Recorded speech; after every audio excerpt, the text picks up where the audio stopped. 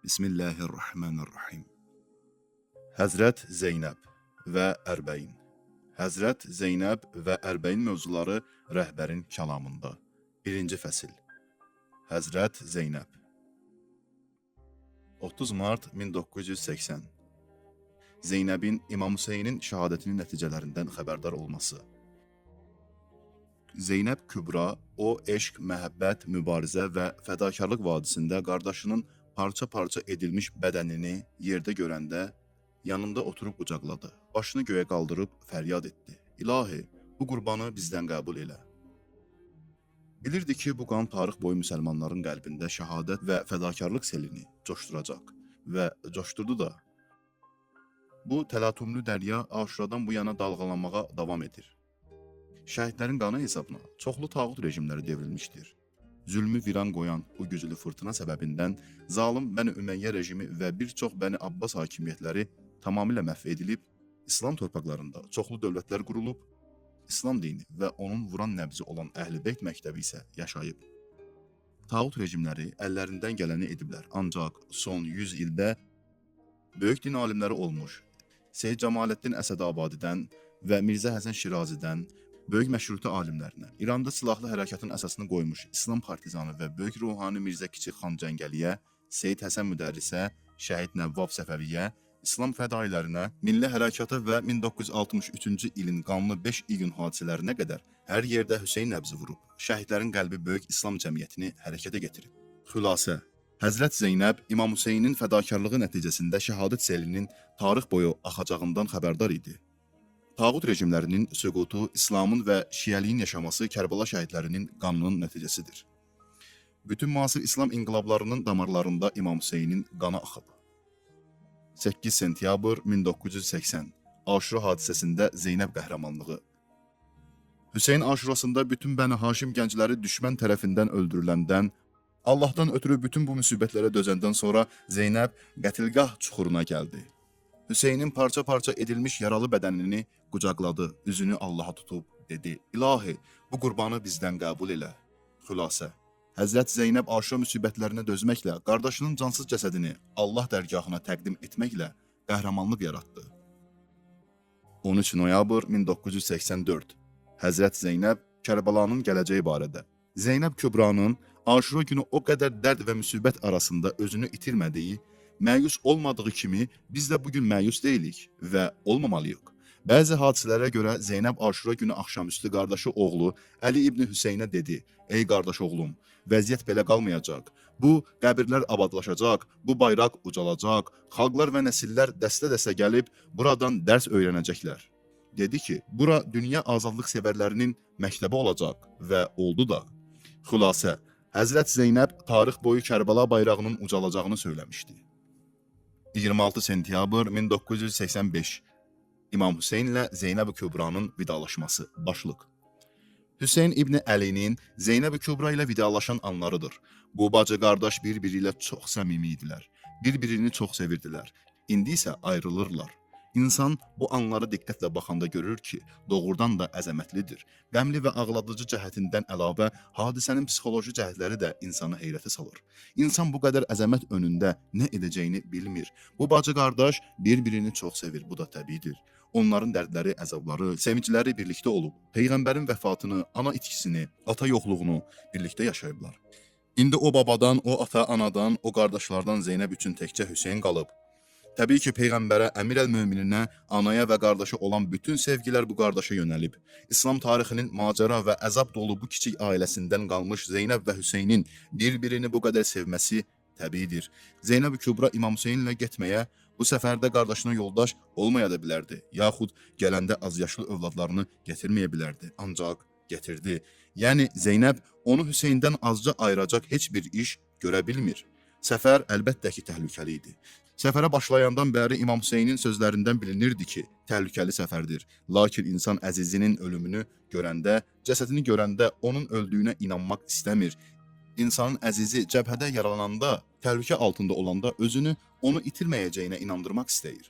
Bu ağır səfərin sonu görünsə də, Zeynəb Kübra özünü inandırmaq istəyirdi ki, əziz Hüseynini itirməyəcək. Lakin İmam Hüseynin Aşura axşamı öz çadırında xəncərini hazırlaya-hazırlaya oxuduğu yanıqlı şeirləri eşitdi. Ey Ruzigar, sən necə pis dostsan? Səni hamı sevmiş, sənsə həmişə pis dost olmusan. İndiyədək nə qədər yaşamısan, bizdən sonra da nə qədər yaşayacaqsan, necə də vəfasızsan. İmam Hüseyn bu şeirləri zümzümə edirdi. Zeynəb onu eşidib məsələnin ciddi olduğunu və güman ki, əziz Hüseynini tezliklə itirəcəyini anladı. Bəzi məktəl kitablarının yazdığına görə halı o qədər pisləşdi ki, İmam Hüseyn özünü ona yetirməyə məcbur oldu. Zeynəb Kübra onda dedi, anam Fatimənin, atam Əlinin, qardaşım Həsənin ölən günüdür. Əzizim Hüseyn, bugün mənim üçün hər şey bitir, çünki səni itirəcəyimi bilirəm. Ayrılığın ona çox çətin gəldiyi təhlükəli bir şəraitdə qardaşının gəlib onunla sağollaşdığını görür. Çünki o meydana gedəcək, daha qayıtmayacaqdı. Bir tərəfdə bu sevgi, əzizinin yoxluğunda qəriblik və tənhalıq hissi, bir tərəfdə də üzərinə götürəcəyi ağır məsuliyyət var. O vaxta qədər qardaşına arxalanırdı. İmamını itirəndən, qardaşının kölgəsi başı üstündən əskik olandan sonra isə bütün bu məsuliyyətlər onun üzərinə düşəcək, bu karvanı o idarə etməli olacaqdı. Görün necə həssas anlardır.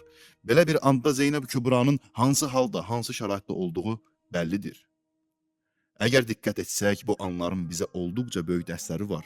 Mən demək istəyirəm ki, inqilabımızın bütün anlarında qələbədən öncə və sonra təsəlli və dərs məqsədi ilə İmam Hüseyni həmişə xatırlamalıyıq.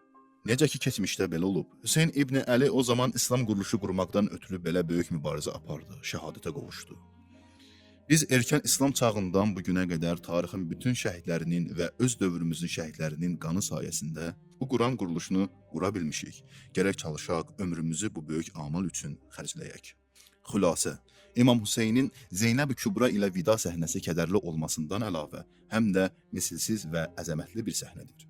İmam Hüseynin Zeynəb Kübra ilə vida səhnəsinin əzəmətli cəhətləri aşağıdakılardan ibarətdir.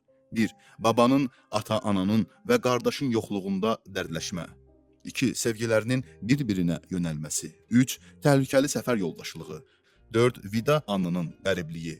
5. İmamın şəhadətindən sonra Zeynəb Kübranın məsuliyyətləri. Zeynəb Kübra Kərbala səfərində İmam Hüseynə yoldaşlıq edir, çünki ondan bir anda ayrı qala bilmirdi. Aşura axşamı Zeynəb Kübranın halının pisləşməsi onun qardaşına güclü sevgisinin göstəricisidir. 5 yanvar 1987. Zeynəb şəxsiyyətinin böyüklüyü. Həzrət Zeynəbin şəxsiyyətini bir neçə cümlə ilə, hətta uzun-uzadı mətnlərlə, şeirlərlə də təsvir etmək mümkün deyil. İnsan o şəraiti görməli, yaşamalı, cəmiyyətin vəziyyətini bilməli, Zeynəbin gördüyü işi də dərk edib necə böyük olduğunu başa düşməlidir. Zeynəb Kübranı uzaqdan, dillə, işarə ilə təsvir etmək imkansızdır. Siz qadın şəxsiyyətinin zirvəsinə baxın. O, kərvanın dönüşsüz bir cihada getdiyini və bunun dünyəvi nəticəsi olmayacağını bilir. Amma onlarla yola çıxır. Özünü təhlükəyə atır. Bu səfərdə yalnız təhlükə və çətinlik var. Hətta bunlardan da önəmli və çox məşəqqətli bir məsələ var. Ağır məsuliyyət. Zeynəb bilir ki, əgər qardaşı Hüseyn İbni Əlini də ortadan götürsələr, daha acı, çətin və mürəkkəb bir tale gözləyən bu insanları idarə edəcək, layiqli bir rəhbər qalmayacaq. Eyni zamanda cəsarətlə çıxış edib dəyərli bir qadın kimi deyil, Peyğəmbərin, Əmirəl-Mömininin və İmam Hüseynin özü kimi yüksək səviyyəsini ortaya qoyur. Çox mürəkkəb və çətin bir işə girişir. Sonrakı mərhələlərdə də belə qətiyyətli lider rolunu ifa edir. Sanki əvvəldən beynində planları varmış və addım-addım onları icra edir. Heç bir hadisəyə gözlənilmədən yaxalanmır. Sanki hamısını öncədən proqnoz etmiş, gözləmiş, bilmişdi. Hər bir hadisəyə adekvat əməli hazır imiş. Aşura axşamı, Aşuranın səhər çağı, axşam çağı, çadırlar yandırılanda, 11-ci gecədə başsız qadın və uşaqlarla və oturub durmağa çətinlik çəkən xəstə qardaşı oğlu ilə birlikdə Kərbaladan çıxanda və s. Zeynəbin bir sutkada yaşadığı təcrübələrin biri bir insanın başına gəlsəydi, vaxtında qərar qəbul edə, düzgün hərəkət edə bilməzdi. Bu, tarixin şərəf lövhəsinə vurulmalı məsələdir. Qısa müddət ərzində bu böyük qadının həyatında bir neçə mühüm hadisə baş verir və bunların hamısını elə güclü və müdrik şəkildə həll edir ki, insan heyran qalır. Adamın dərdi olanda gündəlik işlərini də görə bilmir. Adamın narahatlığı problemi olanda, qəlbinə qəm-kədər çökəndə qıldığı namaz da ruhsuz olur. Dost yoldaşları ilə bir məclisdə iştirak edəndə də ürəyi açılmır. bir iş görə bilmir. İndi baxın, bir insanın o qədər dərdi var, qəm-kədər dağları başına çöküb, o qədər çətinlik çəkib, övladları öldürülüb, qardaşları şəhid olub, ailələr alt-üst olub, bu qədər acı hadisə yaşayıb. Dünyada da bir göz onlara ağlamır. Onlarla belə acı hadisə yaşayıb. Amma nəinki sarsılmır, aciz duruma düşmür, hətta vəziyyəti ən yaxşı şəkildə idarə edir. Fırtınaların parça-parça etdiyi gəmini məharətlə qoruyub mənzil başına yetirir. Zeynəbin əzəməti budur. Onu bugünkü şəhid anası ilə müqayisə etməyin. Şəhid anası əzizlərini Allah yolunda verib. Amma onu milyonlarla insan alqışlayır. Cəmiyyət baş tacı edir. Zeynəb Kübranın vəziyyəti isə belə deyildi. Cəmiyyətdə bir nəfər yox idi. Cəsarətlənib desin ki, afərin, sağ olun, başınız sağ olsun. Belə çətin dünyada Hüseynin şəhadəti dəyərli olub, erkən İslam çağından bu günədək bütün şəhadətlərdən fərqləndiyi, onların heç biri ilə müqayisəyə gəlmədiyi kimi, Zeynəbin hərəkəti də bir o qədər əzəmətlidir. Zeynəbin əzəməti yalnız səbrindən ibarət deyil, tarixin böyük şəxsiyyətlərinin bütün xüsusiyyətlərinə malik olmasındadır. O, Mədiniyə qayıtmaqla məsuliyyətini tamamladığı 1-2 ay ərzində ən böyük hadisələri ən yaxşı şəkildə idarə etmişdir. O, çox dəyərli insandır. Siz dünya liderləri, tarixin böyük şəxsiyyətləri, böyük qadınları arasında bu qədər əzəmətli birini tanıyırsınızmı? İndi nəticə almaq istəyirəm. Mənim nitqim bu uca, əzəmətli mələk simalı və işıqlı şəxsiyyəti təsvir etmək üçün olduqca qüsurludur. İndi görək, bu qadın hansı zamana məxsusdur? Buna diqqət yetirin. Bu hadisələr hicrətdən 60 il, İslamın gəlişindən 70 il sonra baş vermişdir. İslam dini meydana çıxanda qadın son dərəcə dəyərsiz vəziyyətdə, aciz və fəsad içində idi. Yalnız ərəblər yaşayan bölgələrdə deyil, bütün dünyada belə idi. O günkü 2 sivil toplum və 2 böyük imperatorluq olan İran və Romada da bu toplumlarda qadının ən dəyərli mövqeyi güclülər, imkanlılar üçün gözəl bir gəlincik halı idi. Qadının ən yüksək mövqeyi belə olmuşdur. Kəniz edilənlər, diri-diri bastırılanlar, ailə içində artıq sayılanlar isə heç. İnkişaf edib yüksələn o zamanki dünyada ən yüksək səviyyəyə çatan qadın gözəlliyi, zərifliyi və ya bir hünəri ilə pullu bir insanın, şahın, imperatorun diqqətini çəkən, xoşuna gələn qadın idi. O, həmin qadını rəzalətin dibindən yuxarı çəkirdi. Necə ki, bugün heç bir dəyəri olmayan cansız əşya olan gözəl bir gəlinciyə çoxlu pul verib alır, gətirib şkafın başına qoyurlar. Həmin qadını da beləcə gətirib başda oturdurdu. Düzdür, həmin qadın əmr verəndə bəzən vəzir də onu dinləməyə məcbur olurdu. Ancaq bu, o qadının şəxsiyyətindən irəli gəlmirdi. Diqqətini çəkdiyi kişinin şəxsiyyətinə görə idi. Elm, əxlaq, mənəviyyat, uca insani şəxsiyyət isə əsla. Elə cəmiyyətdən, elə şəraitdən Zeynəb kimi bir qadın çıxdı. İslam dini bu möcüzəni indi də göstərə bilər. Bugünkü dünyanın Peyğəmbər dövründəki cahiliyyətlə sözsüz ki, böyük fərqləri var. Bunda şübhə yoxdur. Bugün dünyada əxlaqlı, alim və mütəfəkkir qadınlar çoxdur. Ancaq dünyada qadına qarşı geniş yayılmış baxış belə deyil. Siz gedin qərbdə yaşayan ən mədəni insanlardan soruşun. Görün hansından daha çox xoşlar gəlir. İxtiralar, kəşflər edən, dəyərli alim olan, ancaq qərbin bəyəndiyi qadın gözəlliklərinin heç birinə sahib olmayan qadından, yoxsa o gözəlliklərə sahib olan, ulduz olan, savadsız və mədəniyyətsiz bir xanımdan. Görün öz daxilində hansını üstün tutur. Bu, indiki dünyamızın acı həqiqətidir. Qərb mədəniyyətində qadın həqiqi dəyərinə malik deyil, onun üçün özünü göstərməsi, gözəlliyini gözə soxması qaçılmaz şərtdir. Hicaba, qadınla kişi münasibətlərinə məhdudiyyət qoyulmasına kəskin etiraz bildirənlərin əsas sözlərindən biri budur ki, siz qadına zülm edir, öz gözəlliklərini göstərməyə qoymursunuz. Qadın gözəldir, öz gözəlliyini göstərmək istəyir. Bu, dünyada qəbul olunmuş bir məsələdir ki, qadın öz gözəlliklərini kişilərə göstərməlidir. Bunun mənası nədir? Bu, o demək deyil ki, Avropa mədəniyyətinin daxilində qadına dair qədim Roma baxışı gizlənib, qadın hələ də odur. Qadına, qadın haqlarına dair bu qədər hayküylərinə, təbliğatlarına baxmayaraq, qərblilərin baxışlarının dərinliklərinə dalanda görürsünüz ki, qadını kişinin həzz alması üçün istəyirlər. Qadını öz həyat yoldaşı üçün deyil, qadın cinsini kişi cinsi üçün. Bu isə qadına ən böyük təhqirdir. Müsəlman qadın bütün bu fəsad bataqlıqları arasında baş qaldırıb öz həqiqətini, müsəlman qadın kimliyini göstərə bilər. Biz ümidvarıq ki, İslam dini bir zaman fəsad dolu bir mühitdə Zeynəb kimi qadın ərsəyə gətirdiyi kimi, o, yalnız dəyərli bir qadın deyil, həm də böyük insan nümunəsidir. Qərbin bütün bu ajitajları arasında bugün də ideal bir müsəlman qadın nümunəsi yarada bilər. Bizim buna ehtiyacımız var. Bugün müsəlman qadının öz mədəni kimliyini göstərməsinə dünyanın ehtiyacı var. Xülasə, Həzrət Zeynəbi tanımaq üçün 2 amili dərk etmək lazımdır. 1. O zamanki cəmiyyətin vəziyyətini. 2. Həzrət Zeynəbin adekvat davranışını.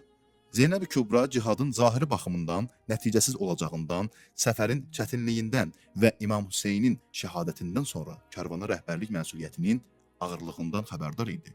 Həzrət Zeynəb Kərbəla hadisəsinin tüm mərhələlərində cəsur, qüdrətli və xarizmatik bir müdrik rolunu ifa edir. Həzrət Zeynəbin Kərbəlada baş verən hadisələr zamanı göstərdiyi davranışları tarixdə qalmışdır. Zeynəb-i Kübranın ən ağır müsibətlər zamanı rəftarı müdrikcəsinə və heyrətamizdir. Zeynəb-i Kübranın hərəkəti İmam Hüseynin şəhadəti qədər dəyərli və əzəmətlidir. Zeynəb-i Kübranın əzəməti tarixin böyük şəxsiyyətlərinin bütün dəyərli xüsusiyyətlərinə malik olmasındadır. Zeynəb-i Kübra özünün Aşuradan sonraki böyük məsuliyyətini uğurla yerinə yetirdi. Həzrət Zeynəb-i Kübra cahiliyyətin dünyaya hakim olduğu dönəmdə İslamın möcüzəsidir. Qadın İslamdan öncə cahiliyyət dövründə fəsadın, xarlığın, acizliyin dibində yaşayırdı. İslam dini Həzrət Zeynəb kimi böyük qadınlar yetişdirmək möcüzəsini bu gün də təkrarlaya bilər. Bu gün Qərbin qadına baxışı cahiliyyət dövründəki kimidir. Müsəlman qadının Zeynəb Kübradan örnək alması Qərbin fəsadları yanında dəyərli qadınların ərsəyə gəlməsinə səbəb olar. 13 noyabr 1991 Zeynəb Kübranın məsuliyyət hissi. Zeynəb Kübra böyük qadındır. Bəs onun böyüklüyü nədədir? Demək olmaz ki, Əli İbni Əbu Talibin qızı və ya İmam Hüseynin, İmam Həsənin bacısı olduğuna görədir. Çünki qohumluq əlaqəsi heç vaxt belə əzəmət yarada bilməz. Bizim bütün imamlarımızın qızları, anaları, bacıları olmuşdur. Ancaq Zeynəb Kübra kimisi varmı? Zeynəb Kübranın dəyəri və böyüklüyü onun dini vəzifəyə əsaslanan böyük insani və İslami hərəkətinə, mövqeyinə görədir. İşi, qərarı, hərəkəti ona belə əzəmət bəxş edir. Kim belə bir iş görsə, İmam Əlinin qızı olmasa da əzəmətli olar. Bu əzəmətin əsas hissəsi birinci növbədə şəraiti tanıdığına görədir.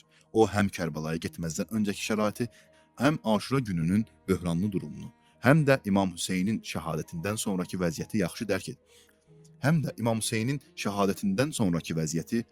dərk edirdi.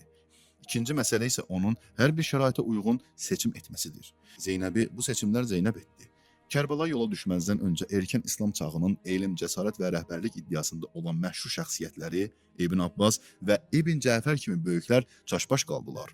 Nə edəcəklərini bilmədilər. Lakin Zeynəb Kübra tərəddüd etmədi.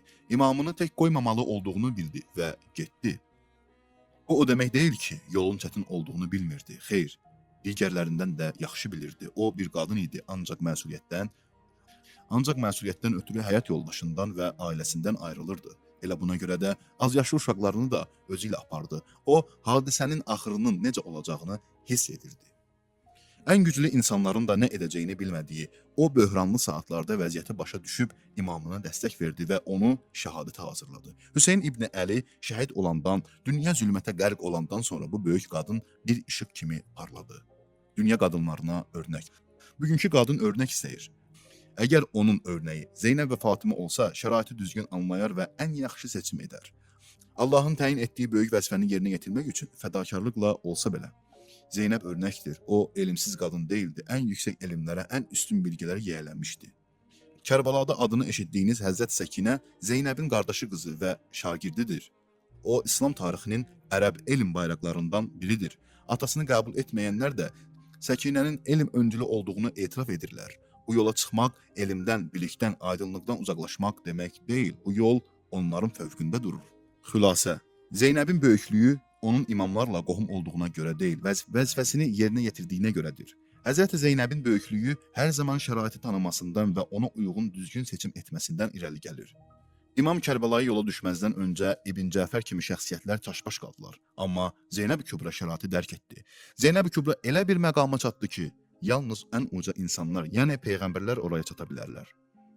Şəraiti dərk etmə, ayıqlıq və düzgün seçim Həzrət Zəhranın və Zeynəb Kübranın dünya qadınlarına davranış örnəkləridir. Həzrət Zeynəb və Həzrət Səkinə bütün İslam tarixində elm bayraqları olmuşlar. 8 may 1998 Cəsur əmanətdarlıq. Mən bugün Seyyid İbn Tavusun Lihuf kitabından bir neçə cümlə oxumaq istəyirəm. Bu hadisələrin biri Qasım İbn Həsənin meydana getməsidir. Bu çox möhtəşəm səhnədir. Başqa bir mənzərə Əli Əkbərin meydana getməsidir. Bu da çox macəralı və gözəl səhnələrdəndir. Bunlar bu böyük hadisənin möhtəşəm hissləridir. Bugün cənab Zeynəb Kübranın günüdür. O xanımında əzəmətli macəraları var. İmam Hüseynin şəhadət anından etibarən əmanət yükünü çiyninə götürüb, böyük cəsarət və qüdrətlə Əli qızına layiqli şəkildə gedən odur. Onlar İslamı həmişə yaşar edə, insanların dinini qoruya bildilər. İmam Hüseyn yalnız bir xalqı, bir ümməti deyil, bir tarixi xilas etdi. İmam Hüseyn bacısı Zeynəb, sahabə və dostları öz seçimləri ilə tarixi xilas etdilər. Xülasə: İmam Hüseyn hərəkatı tarixin xilaskarıdır. 5 iyul 2001 Zeynəb-i Kübranın İslamı qoruması. Kərbəlada Həzrət Zeynəbin işi yalnız xəstə imamı qorumaqdan və ona tibbi yardımdan ibarət deyildi. Həzrət Zeynəb İslamın ümumi ruhuna və o zamanki müsəlman toplumuna tibbi yardım göstərdi. Onun böyük işi budur. Həzrət Zeynəb bir dünya şər, zülm, insafsızlıq, qəddarlıq və vəhşilik qarşısında tək başına dayandı. Bu dirənişlə İslamın ümumi ruhunu qoruya bildi. İmam Hüseynin İslamı qoruduğunu dediyimiz kimi, eynilə xanım Zeynəbin də öz dirənişi ilə İslamı qoruduğunu iddia edə bilərik. Dirəniş əsas amildir. Xülasə: Həzrət Zeynəb öz dirənişi ilə İslamın ümumi ruhuna və bütün müsəlman topluma tibbi yardım göstərdi. 15 iyun 2005 Daimi örnək. Bu günlər Zeynəb Kübranın doğum gününə təsadüf edir. Bu dəyərli İslam şəxsiyyəti müsəlman qadın və kişilərə həmişə yaşar bir örnəkdir. Zeynəb Kübranın şəxsiyyəti onun həmdərd və baxıcı kimi cəhətləri ilə məhdudlaşmır. Zeynəb Kübra ideal müsəlman qadın nümunəsi, İslam dininin qadınların tərbiyəsi üçün bütün dünyaya təqdim etdiyi örnəkdir. Zeynəb Kübranın şəxsiyyətində bir neçə mühüm cəhət vardır. O, yüksək elmə və geniş məlumata malik dəyərli insandır. Onunla qarşılaşan hər kəs elmi və mənəvi əzəməti qarşısında baş əyir. Müsəlman qadının hamıya göstərəcək ən mühüm cəhəti bəlkə də budur. İmanı, ilahi rəhmət və əzəmətə könül verməsi sayəsində müsəlman qadının şəxsiyyəti o qədər böyüyür ki, böyük hadisələr də onun qarşısında kiçilir. Zeynəb Kübranın həyatında bu cəhət daha bariz şəkildə gözə çarpır.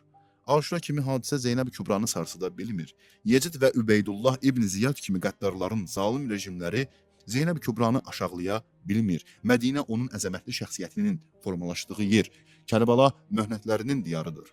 Zeynəb Kübra bu iki şəhərdə, habelə Yecidin və Übeydullahın saraylarında öz mənəvi əzəmətini qoruyur. Hamı onun önündə kiçilir. Dövrünün təkəbbürlü zalimları olan Yecid və Übeydullah İbn Ziyad bu qolu bağlı əsir qadın önündə aşağılanırlar. Zeynəb Kübra qadın emosionallığını, mömin bir insanın əzəməti və mətanəti ilə Allah yolunun mücahidinin açıq aydın dili ilə eşidənləri heyrətə salan, qəlbindən və dilindən süzülən elmi zülalla birləşdirir. Onun qadın əzəməti yalançı böyükləri kiçildir. Qadın əzəməti budur, kişilərdə olmayan həyəcan, bütün böyük və təhlükəli hadisələri həzm edən, yanar alov üzərinə cəsarətlə qədəm qoyan ruh böyüklüyü və mətanət. O eyni zamanda həm dərs verir, ruh böyüklüyü və mətanət. O eyni zamanda dərs verir, xalqı maarifləndirir, həm mehriban bir ana kimi dövrünün imamı olan Həzrət Səccadı sakitləşdirir, həm də qardaşının övladlarına, atalarını itirmiş uşaqlara möhkəm qala kimi təsəlli verir. Onları qoruyur. Bu baxımdan Zeynəb Kübra universal bir şəxsiyyətdir. İslam qadını bu istiqamətə sövq edir. Xülasə: Zeynəbin bəzi xüsusiyyətləri aşağıdakılardan ibarətdir. 1. Elmli və məlumatlı. 2. Böyük hadisə və zalim Yecid hakimiyyəti qarşısında dirənişçi. 3. Maarifləndirici mətanətlə birlikdə emosiyalara sahib olmaq. 4. Təhlükəli işlərə girmək cəsarəti. 5. Aşura hadisəsində digərlərinə təsəlli vermək. 22 sentyabr 2005 Zeynəb Kübra Aşuradan sonra. Məncə, önəmli hadisələri ədəbiyyat və incəsənətlə qorumağın əsasını Zeynəb Kübra qoymuşdur. Əgər onun, sonra da digər əhl-i-beyt böyüklərinin, İmam Səccadın və digərlərinin təbliğat fəaliyyətləri olmasaydı, Aşura hadisəsi tarixdə qalmazdı. Bəli, ilahi iradə belə hadisələrin tarixində qalmasını istəyir. Lakin bunun özü də müəyyən vasitələrlə həyata keçir. Bu hadisələrin tarixdə qalmasının yolu budur ki, sir sahibləri, hadisənin incəliklərindən xəbəri olanlar onu digərlərinə çatdırsınlar. Bədii üslub da əsas şərtdir. Həzrət Zeynəbin Küfə və Şam şəhərlərindəki çıxışları gözəllik və natiqlik baxımından sənət əsəridir. Bunu heç kim inkar edə bilməz. Bu nitqləri bir müxalif, bir düşmən də eşidəndə iti bir xəncər kimi təsirini buraxır. Ədəbiyyatın incəsənətin təsiri dinləyicidən asılı deyil, o istəsə də, istəməsə də təsir edir. Həzrət Zeynəblə İmam Səccad Şamdakı çıxışlarında, Şam məscidindəki möhtəşəm nitqlərində bu işləri gördülər. Xülasə, əgər Həzrət Zeynəbin və İmam Səccadın işləri olmasaydı, Aşura hadisəsi tarixdə qalmazdı. Həzrət Zeynəbin Küfə və Şam şəhərlərindəki çıxışları gözəllik və natiqlik baxımından sənət əsəridir. 17 fevral 2008 Aşura hadisəsinin İmam Səccad və Zeynəb Kübra vasitəsilə qorunması. Qum elm hövzəsi və Qum əhalisi qəddar şah rejiminə qarşı bir aksiya təşkil etdi. ABŞ-a arxalanan zalım rejim də onun zor gücünə yatırtdı. Bu zaman hər yerə qorxu hakim oldu. Hamı elə bildi ki, daha məsələ bitdi. Lakin Azərbaycan vilayəti, qeyrətli, cəsarətli və ayıq Təbriz əhalisi hadisəni bitməyə qoymadı. Onu bir cəryana, prosesə çevirdi. Onların hərəkətini, Aşura hadisəsini Kərbəla səhrasında dəfn edilməsinə, unutdurulmasına imkan verməyən İmam Zeynalabdinin və Zeynəb Kübranın işinə bənzədə bilərik. Siz bunu bir bayraq etdiniz, qüdrətlə əllərinizdə saxladınız və bu bayraq bir meyar oldu. Xülasə, qeyrətli və cəsarətli Təbriz əhalisi öz aksiyası ilə Qum hadisəsini bir cəryana çevirdi. İmam Səccad və Zeynəb Kübra öz fəaliyyətləri ilə Aşura qiyamının Kərbəlada dəfn edilməsinə mane oldular.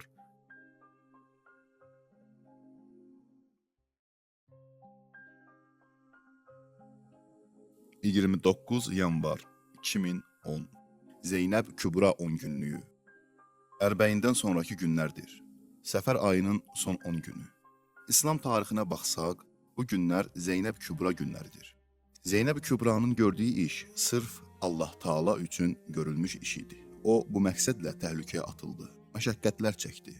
Zeynəb həm İmam Hüseyn ilə birlikdə Kərbalaya doğru gedəndə, həm Aşura gününün məşəqqətləri zamanı, həm də İmam Hüseyn şəhid olandan sonraki hadisələrdə, qadın və uşaqların başsız qaldığı zamanda bir ilahi övliya kimi elə parladı ki, onun mislini tapmaq mümkün deyil. Tarixdə buna oxşar tapmaq olmaz. Kufə və Şamdakı əsirlik dövründə və ondan sonra baş verən ardıcıl hadisələrdə də belədir. Bu böyük mübarizəyə görə Zeynəb Kübranın Allah Taala yanında vəsfə gəlməz məqamı vardır. Allah Taala Quran-ı Kərimdə kamil iman nümunəsi olaraq iki qadını, küfr nümunəsi olaraq da iki qadını misal çəkir. Allah kafirlərə Nuhun xanımı ilə Lutun xanımını misal çəkdi. Allah iman gətirənlərə isə Fironun zövcəsini misal çəkdi. O zaman o, ey Rəbbim, mənim üçün öz dərgahında cənnətdə bir ev tik. Məni Firondan və onun əməlindən qurtar. Məni zalım qövmdən xilas et, demişdi. Allah həmçinin namusunu möhkəm qoruyub saxlamış İmran qızı Məryəmi də misal çəkdi. Zeynəb Kübra ilə Fironun həyat yoldaşı arasında qısa müqayisə Zeynəbin üstünlüyünü ortaya qoyur. Fironun arvadı Quran-ı Kərimdə dünyanın sonuna qədər bütün kişi və qadınlara iman nümunəsi kimi təqdim olunur. O, Musaya iman gətirmişdi. Onun göstərdiyi hidayət yoluna yönəlmişdi. Firon tərəfindən işgəncələrə məruz qaldı. Bəzi tarix məlumatlara və hadisələrə görə həmin işgəncələrdən də dünyasını dəyişdi. Fironun arvadı olan Cənab Asiya fiziki işgəncədən fəqan etmiş, özünə Allahdan ölüm istəmişdir. Halbuki onun problemi fiziki işgəncə və ağrılar idi. O, Həzrət Zeynəb kimi bir neçə qardaşını, iki övladını, qardaşlarının övladlarını və digər yaxınlarını itirməmişdi. Onlar onun gözləri önündə qətilgaha getməmişdilər. Fironun arvadı Zeynəb Kübranın çəkdiyi mənəvi əzabları çəkməmişdi. Zeynəb Kübra Aşura günü bütün əzizlərinin vəhşicəsinin öldürüldüyünü görmüşdü. Şəhidlər ağası Hüseyn İbn Əlinin, Abbasın, digər qardaşlarının, Əli Əkbərin, Qasimin, öz övladlarının bundan sonra da o qədər müsibət gördü. Düşmənin hücumu, təhqiri, uşaq və qadınları qorumaq məsuliyyəti və s. Məgər bütün bu müsibətləri fiziki ağrı ilə müqayisə etmək olar? Lakin Zeynəb bütün bu əzablar qarşısında Allah Taalaya məni xilas et demədi. Qardaşının parça-parça olmuş bədəni qarşısında dayanıb Allah dərgahına dedi: İlahi, bu qurbanı bizdən qəbul elə. Ondan nə gördün? Deyə soruşanda cavab verdi ki, gözəllikdən başqa bir şey görmədim. Bütün bu müsibətlər Zeynəb Kübranın gözündə gözəldir. Çünki Allahdandır, onun üçündür. Onun yolundadır, onun sözünü uzatmaq naminədir. Görün bu səbir və eşq məqamı Quran-ı Kərimin Cənab Asiya barədə dediyi məqamından nə qədər fərqlənir. Bu, Zeynəbin məqamının böyüklüyünü göstərir. Allah üçün görülən iş belədir. Buna görə də Zeynəbin adı, işi bugün örnəkdir və dünyada yaşayır. İslam dininin yaşaması, Allah yolunun davam etməsi Allah bəndələrinin vasitəsilə baş tutmuş Hüseyn İbn Əlinin və Zeynəb Kübranın gördüyü işlərdən güc almışdır. Yəni o, böyük səbir, o müqavimət, çətinlik və müsibətlərə dözüm sayəsində bugün dünyada dini dəyərlərin geniş yayıldığını görürsünüz. Müxtəlif məktəblərdə olan və bəşəri vicdanla uyğun gələn bütün insani dəyərlər dindən irəli gəlmişdir. Bunları din öyrətmişdir. Allahdan ötürü işin xüsusiyyəti belədir. Xülasə, Zeynəb Kübra İmam Hüseynin yanında və Aşuradan sonra bir ilahi övliya kimi parlamışdır. Qurani-Kərim qadınların küfr və imanı barədə real nümunələr göstərir. Zeynəb-i Kübra ilə Firavunun həyat yoldaşı arasında qısa müqayisə Zeynəbin üstünlüyünü ortaya qoyur. Dinin yaşaması İmam Hüseynin hərəkətinə, Zeynəb-i Kübranın səbir və müqavimətinə borcludur. 21 aprel 2010 Qanın xəncərə qələbə amili. Həzrəti Zeynəb-i Kübranın doğum gününü İslam Respublikasında tibb bacısı günü adlandırmışlar. Bunun da böyük mənası var. Zeynəb-i Kübra tarixin dəyərli nümunəsidir. O, tarixin ən mühüm hadisələrindən birində qadının iştirakının necə təsirli olduğunu göstərmişdir. Bilirik ki, Kərbəla hadisəsində qan xəncərə qalib gəlib. Bu qələbənin səbəbkarı Həzrəti Zeynəbdir. Qan Kərbəlada töküldü və bitdi. Qanlı hadisə Aşura günü haqq qüvvələrinin zahiri məğlubiyyəti ilə başa çatdı. Lakin bu məğlubiyyətin qəti və daimi bir qələbəyə çevrilməsinə Həzrət Zeynəbin gördüyü işlər səbəb oldu. Bu, olduqca əhəmiyyətli məsələdir. Bu hadisə göstərdi ki, qadın kənarda deyil, mühüm tarixi hadisələrin içindədir. Quran da müxtəlif yerlərdə buna toxunub. Lakin bu nümunə yaxın tarixə aiddir. Keçmiş ümmətlərə aid deyil. Zeynəb Kübranın göz qamaşdırıcı bir əzəmətlə meydana çıxıb, hərbi sahədə qələbə çalmış, müxaliflərini öldürmüş düşməni öz sarayında təhqir etməsi qələbəsini məğlubiyyətə çevirməsi yaxın və görünən bir nümunədir. Zeynəb göstərdi ki, qadın hicabını, qadın iffətini böyük bir cihada çevirmək mümkündür. Həzrəti Zeynəbin tarixi çıxışı. Zeynəb Kübranın sözləri onun hərəkətinin böyüklüyünü göstərir. Onun Küfə bazarındakı unudulmaz çıxışı adi söhbət deyil. Böyük bir şəxsiyyətin adi danışığı da deyil. Dövrün müsəlman cəmiyyətinin vəziyyətinə dair o şəraitdə ən gözəl sözlərlə, ən dərin və zəngin anlayışlarla bəyan olunmuş möhtəşəm təhlildir. Şəxsiyyətin gücünə baxın. 2 gün öncə səhrada qardaşını, rəhbərini, bütün əzizlərini, övladlarını öldürüblər. Onlarla qadın və uşağı əsir tutublar. Əhali onlara tamaşa etməyə toplaşıb. Bəzisi əl çalır, bəzisi ağlayır. Belə böhranlı bir şəraitdə birdən-birə əzəmətli günəş doğur. Eynilə İmam Əlinin xəlifə olarkən çıxış etdiyi tərzdə danışmağa başlayır. Həmin sözlər, həmin nitq, həmin dərin məzmun. Ey küfəlilər, ey hiyləgərlər, bəlkə də İslam və Əhl-i-Beyt ardıcılı olduğunuza inanmısınız, amma bu imtihandan çıxa bilmədiniz. Bu fitnədə kör kimi davrandınız. Əməlləriniz və dilləriniz qəlblərinizlə bir deyil. Özünüzlə öyündünüz, elə bildiniz ki, iman gətirmisiniz, inqilabçısınız, Əmrəl-Mömininin davamçısısınız. Halbuki belə deyilsiniz. Siz bütün fitnənin öhdəsindən gələ, özünüzü xilas edə bilmədiniz. Siz yunu əyirib, ipə çevirən, sonra yenidən yumurlayıb yun edən insan kimisiniz. Bəsirəsizliklə, şəraiti anlamamaqla, haqla batili tanımamaqla öz keçmişinizi, əməllərinizi məhv etdiniz. Zahiriniz imanlı, ağzınız iddia ilə dolu, daxiliniz isə puç və qarşıdan əsən küləklər qarşısında müqavimətsizdir. O, ağır şəraitdə belə güclü nitq söyləyir, alovlu çıxış edir. Şərait elə deyildi ki, bir qrup dinləyici otursun, o da bir natiq kimi çıxış etsin. Xeyr, silahlı düşmən qüvvələri onun ətrafını sarmışdı. Yaxınlıqda müxtəlif təbəqələrdən insanlar vardı. Müslimi İbn Ziyada təhvil verənlər, İmam Hüseynə məktub yazıb sözündən dönənlər, İbn Ziyadla vuruşmalı olduğu halda evində gizlənənlər, Küfə bazarındakılar bunlar idi. Bəziləri də əvvəldən zəiflik göstərmişdi. İndi də İmam Əlinin qızına baxıb ağlayırdılar. Həzrəti Zeynəb bu qədər qarışıq və etimadsız insanlarla rastlaşmışdı. Ancaq belə qüdrətlə danışırdı. O, tarixin qadınıdır. Bu qadın daha zəif deyil. Qadını zəif saymaq olmaz. Mömin bir qadın çətin şəraitlərdə özünü belə göstərir. Zeynəb Kübranın əzəməti. Örnək olan bu qadındır. O, dünyanın bütün kişi və qadınlarına örnəkdir. O, Peyğəmbər və Əli inqilablarını patoloji baxımdan təhlil edir. Deyir ki, siz fitnə zamanı haqqı tanıya, vəzifənizə əməl edə bilmədiniz və nəticədə Peyğəmbərin canının parçasının başı nizəyə taxıldı. Zeynəbin əzəmətini burada görmək mümkündür. Xülasə, Zeynəb Kübranın mübarizəsinin nəticələrindən biri düşmənin öz sarayında xar edilməsidir. Həzrət Zeynəbin tarixi çıxışı müsəlman cəmiyyətin vəziyyətinin ən gözəl sözlərlə və ən zəngin anlayışlarla təhlilindən ibarətdir. Zeynəb Kübra misilsiz çıxışı ilə cəmiyyətin mövcud problemlərini ortaya qoyur. Zeynəb Kübra Aşura hadisəsini, Peyğəmbər və Əli inqilablarını patoloji baxımından təhlil edir. 2-ci fəsil, Ərbəin. 13 noyabr 1984. Ərbəin və ziyarət ənənəsi. Ərbəinin əhəmiyyəti nədən irəli gəlir? Şəhidin şəhadətindən 40 gün ötməsinin hansı özəlliyi var? Ərbəyinin özəlliyi budur ki, həmin gün İmam Hüseynin şəhadətinin xatirəsi dirilmişdir. Bu olduqca önəmlidir. Əgər Bəni Üməyyə hakimiyyəti İmam Hüseyni və əziz dostlarını fiziki cəhətdən məhv etdikləri pak vücudlarını torpağın altında gizlətdikləri kimi onların xatirələrini də bəşəriyyətin qəlbindən silə bilsəydilər, bu şəhadətin İslam dünyasına nə xeyri olardı?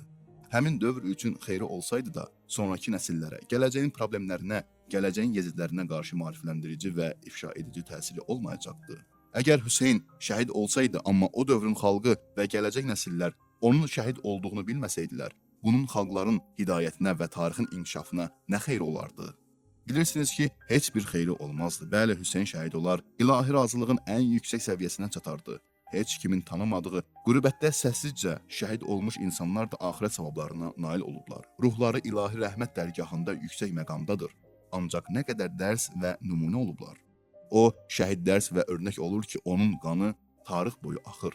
Bir xalqın məzlumluğu o zaman məzlum xalqların yarasına məlhəm ola bilər ki, bu məzlumluq fəryad çəkilsin, digər insanların qulağına çatsın. Bugün super güclər buna görə səslərini səsə qatıblar ki, bizim səsimiz eşidilməsin. O zaman da hegemon qüvvələr hazır idilər ki, hər şeylərini xərcləsinlər, amma İmam Hüseynin adı, xatirəsi, qanı və Aşura şəhadəti dərs kimi qalmasın, tanınmasın. Əlbəttə, əvvəldə məsələnin nə qədər böyük olduğunu bilmirdilər. Zaman ötdükcə daha yaxşı anladılar. Abbasilər dövrünün ortalarında hətta İmam Hüseynin qəbrini dağıdırdılar. Əraziyə su buraxırdılar ki, qəbirdən əsər, əlamət qalmasın. Şəhidin və şəhadətin xatirəsinin rolu budur. Xatirəsiz şəhadət öz təsirini göstərə bilməz. Ərbəyin də elə bir gündür ki, Kərbəlanın şəhadət bayrağı o zaman ucalmağa başladı. Ərbəyin şəhid ailələrinin, şəhid yaxınlarının günüdür. İstər İmam Hüseynin ailəsi həmin gündə Kərbəlaya gəlmiş olsun, istər gəlməmiş olsun. Hüseyn İbn Əlinin tanınmış ziyarətçiləri ilk dəfə Ərbəyində Kərbəlaya gəldilər. Peyğəmbər sahabələrindən və İmam Əlinin yaxınlarından olmuş Cabir İbn Əbdullah Ənsari və Ətiyyə. Mənbələrdə qeyd olunduğuna görə Cabir kör idi. Ətiyyə onun əlindən tutub İmam Hüseynin məzarı üstə qoydu. O qəbrə toxunub ağlamağa və İmam Hüseynlə danışmağa başladı. O, öz gəlişi və sözləri ilə Hüseyn İbn Əlinin xatirəsini diriltdi. Şəhidlərin ziyarəti ənənəsinin əsasını qoydu. Ərbəyin belə əhəmiyyətli bir gündür. Xülasə, nəsillərin İmam Hüseynin şəhadətindən xəbərsiz qalması onun qanının hədər getməsi demək idi. İmam Hüseynin şəhadət xatirəsi Yezidlər qarşısında müqavimət dərsidir və bütün nəsillər üçün qorunmalıdır. Qanı bütün tarix boyu axan şəhid örnək olur. Məzlumluğu hayqırmaq, bütün insanlara çatdırmaq lazımdır. İmperialist qüvvələr həmişə İmam Hüseynin şəhadətini unutturmağa çalışmışlar. Şəhidin qanı onun xatirəsi sayəsində təsirli ola bilər. 1-ci Ərbəyin Kərbəlanın şəhadət bayrağının ucaldığı gündür. 16 oktyabr 1987, Aşuranın davamı. İmam Hüseynin ailəsinin Kərbəlaya qayıtması məqbul məsələdir. Lakin onun həmin ildə yoxsa sonraki ildə baş tutduğu bəlli deyil. Onların gəlişi yalnız ürəklərini sakitləşdirmək və ya əhdlərini yeniləmək üçün deyildi. Məsələ bundan olduqca yüksək durur. İmam Səccad və Zeynəb Kübra kimi şəxsiyyətlərin işlərini belə adi məsələlərlə məhdudlaşdırmaq olmaz. Onlarda daha böyük sirlər axtarmaq lazımdır. İmam Hüseynin məzarı başına toplaşmaq əslində Aşuranı davam etdirmək deməkdir.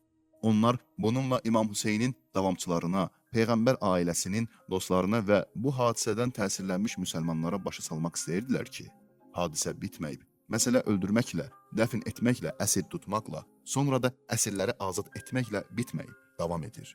Onlar şiələrə öyrətdilər ki, bura sizin toplanış yerinizdir.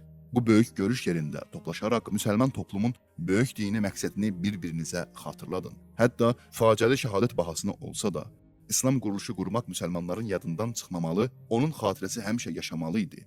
Peyğəmbər ailəsinin, İmam Səccadın və Zeynəb Kübranın Ərbəyində Kərbəlaya gəlişi bu məqsədlə baş tutdu. Məhz buna görə görürsünüz ki, Ərbəyin ziyarəti imamların qeyd etdiyi ən dərin məzmunlu ziyarətlərdəndir. Xülasə, Əhl-i Beytin Ərbəyində İmam Hüseynin məzarı başına gəlişini adi məsələ kimi qəbul etmək olmaz. İmam Səccadın və Zeynəb Kübranın İmam Hüseynin məzarı başına gəlməsinin səbəbləri aşağıdakılardan ibarətdir.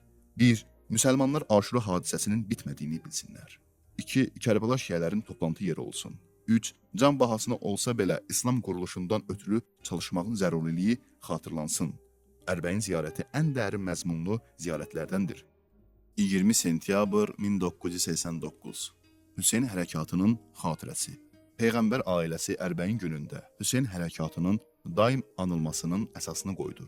Əgər şəhid yaxınları, Kərbəla şəhidləri də bu qaydadan istisna deyil, onun xatirəsini qorumağa çalışmasalar, sonrakı nəsillər bu şəhadətin nəticələrindən çox da bəhrələnə bilməzlər. Düzdür, Allah Taala şəhidləri bu dünyada da diri saxlayır. Şəhid tarixdə və insanların xatirəsində yaşayır. Ancaq digər işlər kimi bu iş üçün də təbii vasitə müəyyən edilmişdir. Bu vasitə bizim iradəmizdən ibarətdir. Biz düzgün və vaxtlı qərarımızla şəhidlərin xatirəsini və şəhadətin fəlsəfəsini yaşada bilərik. Əgər Zeynəb Kübra və İmam Səccad Aşuradan sonraki illər boyunca mübarizə aparıb insanları maarifləndirməsəydilər, cinayəti ifşa etməsəydilər, Aşuranın fəlsəfəsini, İmam Hüseynin məqsədlərini və düşmənin zülmünü çatdırmasaydılar, Aşura hadisəsi bugünədək canlı qala bilməzdi. Nə üçün İmam Sadiq bir rəvayətə görə buyurub ki, Aşura hadisəsi barədə bir beyt şeir söyləyib insanları ağladan şəxsə cənnət vacib olar. Çünki bütün təbliğat şəbəkələri Aşura hadisəsini və Əhl-i Beytlə bağlı bütün məsələləri unutdurmağa çalışırdı. Onlar istəyirdilər ki, insanlar heç bir şey bilməsinlər, nə baş verdiyindən xəbər tutmasınlar. Təbliğat belə bir şeydir. Bugün olduğu kimi o zaman da zalım qüvvələr yalançı və qərəzli təbliğatdan maksimum istifadə edirdilər. Belə bir şəraitdə İslam dünyasının bir səhrasında baş tutmuş Aşura hadisəsi bu qədər güclü amil kimi qala bilərdimi? O şeylər olmasaydı, şübhəsiz ki, qala bilməzdi. Bu xatirəni dirildən amil İmam Hüseynin sağ qalmış yaxınlarının fəaliyyətləri oldu.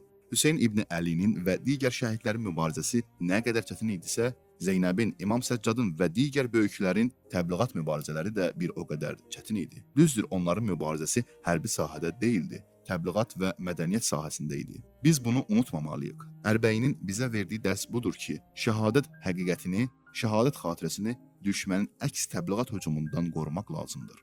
Əgər düşmənin təbliğatı qarşısında haqqın da təbliğatı olmasa, düşmən qələbə çalar. Təbliğat sahəsi olduqca böyük və təhlükəli sahədir.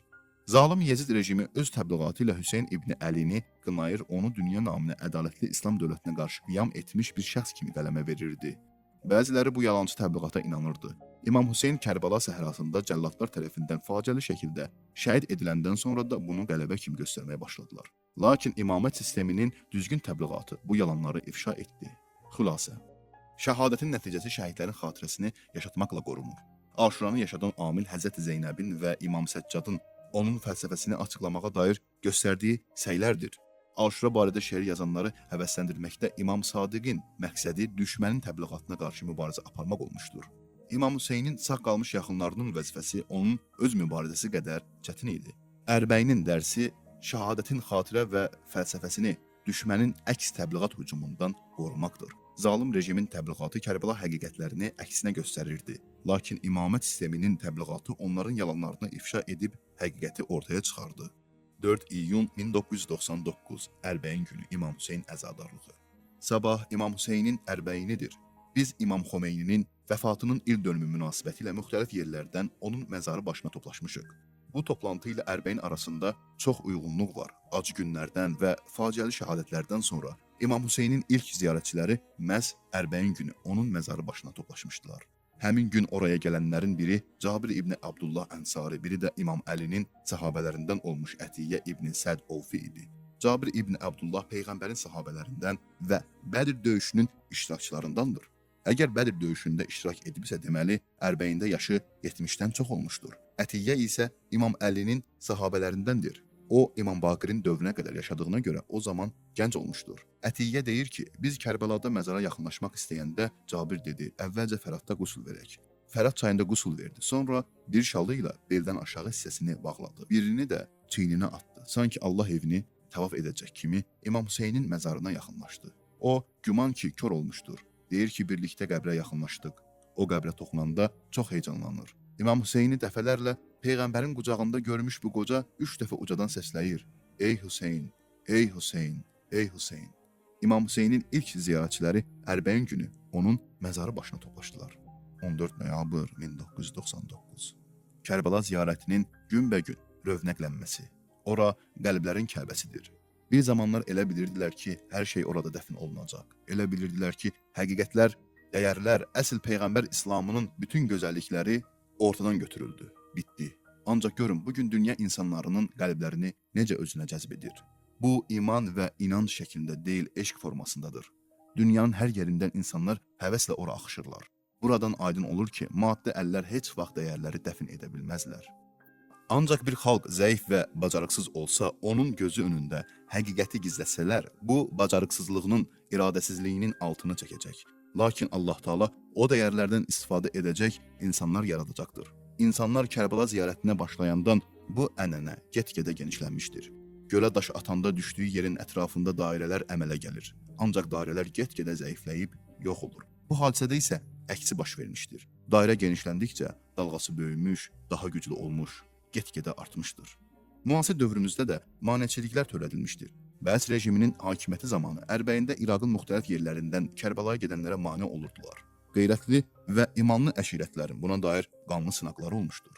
Qəlblərdəki bu eşq və məhəbbət necə də böyükdür, genişdir, dərindir. Məhəbbətlərin çoxu alov üstündə tutulan quru çubuq kimidir. Yanır, ancaq keçicidir, tez sönür. Bu məhəbbət isə mənəvi məhəbbətdir. Şöləsi günbəgün artır, əsla sönmür. Mənəvi amil belədir. Qəlblərində bu şölənin qığılcımı olan insanların xoş halına. Xülasə, maddi əllər mənəvi dəyərləri heç zaman dəfn edə bilməz. Kərbəla ziyarətinə həmişə maneçilik törədilmiş, ancaq get-gedə rövnəqlənmişdir. Mənəvi sevgi böyük və dərin, maddi sevgi isə dayaz və keçicidir. 21 mart 2006 Hüseyn sevgisinin ilk bulaqları. Aşuranın ilk çiçəkləri Ərbəyində açıldı. Hüseyn sevgisinin ilk bulaqları Ərbəyində axmağa başladı. Hüseynin eşqindən ibarət güclü maqnit ilk qəlbləri Ərbəyində özünə cəzb elədi. Cabir İbni Abdullahla Ətiyyənin İmam Hüseyni ziyarət etməsi əsrlər boyu daha əzəmətli, daha cazibədar olmuş. Aşuranın xatirəsini dünyada günbəgün daha canlı saxlamışdır. Xülasə, Cabir İbni Abdullahın Ərbəyin günü İmam Hüseyni ziyarət etməsi əsrlər boyu daha əzəmətli, daha cazibədar olmuşdur. 21 mart 2006 Hüseyn eşqinin başlanğıcı. Bu il Novruz bayramı İmam Hüseyn ərbəyinə təsadüf etdi. Hüseyn ətrinə boyandı. Dünya azadlıq sevərlərinin lideri və şəhidlər ağası Hüseyn İbni Əlinin adı ilə bəzəndi. Peyğəmbər ailəsinin Ərbəyin günü Kərbəlaya getməsi həqiqət olsa da, olmasa da belə nəzərə çarpır ki, Cabir İbni Abdullah Ənsarinin həmin gün tabein böyüklərindən biri ilə Kərbəla şəhidinin məzarı başında olması şübhəsizdir. Küfədə yaşamış bu insanın adı bəzi mənbələrdə Ətiyyə, bəzi mənbələrdə isə Əta kimi göstərilmişdir. Hüseyn eşqinin maqnit cazibəsi Ərbəyindən başlayıb. Cabir İbni Abdullahı Mədinədən Kərbəlaya gətirib. Bu maqnit uzun əsrlərdən sonra bugün bizim qəlblərimizdədir. Kərbəla eşqi Əhl-i Beyti tanıyan hər kəsin qəlbində həmişə yaşayacaq və bu həmin gündən başlamışdır.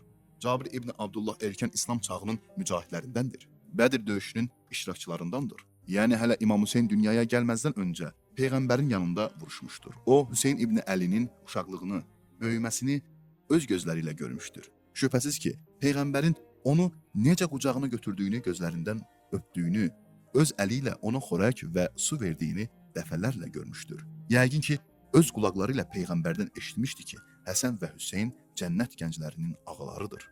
İmam Hüseyn Peyğəmbərdən sonra xəlifələrin və Əmir əl-Mömininin dövründə Mədinə və Küfədə Cabir İbni Abdullah Ənsarinin gözləri önündə olmuşdur. Cabir Hüseyn İbni Əlinin şəhid ediləcəyini eşitmişdi. Bilirdi ki, Peyğəmbərin canının parçasını susuz öldürəcəklər. O, Mədinədən yola düşmüş, Küfədə Ətiyyə ona qoşulmuşdur. Ətiyyə deyir ki, Cabir Fəratın sahilinə gedib qüsül verdi. Təmiz ağ paltar geyinib, asta addımlarla, hörmətlə İmam Hüseynin məzarına yaxınlaşdı. Mənim gördüyüm hədisdə deyilir ki, məzara çatanda 3 dəfə ucadan dedi: Allahu Əkbər, Allahu Əkbər, Allahu Əkbər. Peyğəmbərin və Zəhranın canının parçasının azğın quldurlar əlində belə məzlumcasına şəhadətə qovuşduğunu görəndə təkbir deyir. Sonra deyir ki, İmam Hüseynin qəbri başında özündən getdi, huşunu itirdi. Sonra nə baş verdiyini bilmirik, ancaq hədisdə deyilir ki, özünə gələndən sonra İmam Hüseynlə danışmağa başladı. Biz də bugün qəlbimizin dərinliklərindən deyirik: Salam olsun sənə, ey Əbu Abdullah, salam olsun şəhid Hüseynə, sənin şəhadətin, cihadın, müqavimətin İslamı rövnəqləndirdi, Peyğəmbərin dininə yeni can bağışladı.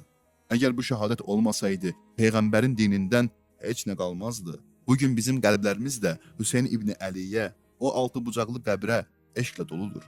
Biz uzaqda olsaq da, İmam Hüseynin xatirəsi ilə ona eşqlə danışırıq. Biz özümüzlə əhd etmişik ki, Hüseynin xatirəsini, adını və yolunu heç zaman həyatımızdan çıxarmayaq. Bütün dünya şiələri, hətta bütün azadlıq sevər insanlar Hüseyn ibn Əliyə qarşı belə hisslər keçirirlər. Xülasə, Cabir ibn Əbdullah Ənsari ilə Ətiyyə Ərbəyin günü Kərbəla şəhidinin məzarı üstə gəldilər. Ərbəyin Hüseyn ziyarətinə eşq cazibəsinin başlanğıcıdır. Cabir ibn Əbdullah Ənsari İmam Hüseynin şəxsiyyətinin necə əzəmətli olduğunu bilirdi. Peyğəmbərin canının parçasının məzlumcasına şəhadət xəbəri Cabiri Mədinədən Kərbəlaya getirmişdi. Cabir İmam Hüseynin məzarı başında çox mütəəssir olub huşunu itirdi. İmam Hüseynin müqavimət və şəhadəti İslam'a yeni can verdi.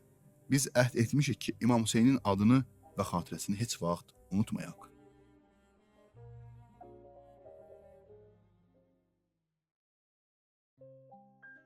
...16 fevral 2009 Kərbəla mesajının yayılması.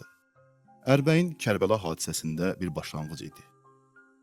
Bu böyük faciədən, o məhdud mühitdə həyata keçən misilsiz fədakarlıqdan sonra əsirlər mesajı çatdırmalı, Həzrəti Zeynəblə İmam Səccadın ifşa edici və maarifləndirici çıxışları güclü bir media kimi düşüncəni, hadisəni və məqsədi geniş miqyasda yaymalı idi və yaydı da. Aşuradan sonraki ölüm sükutu.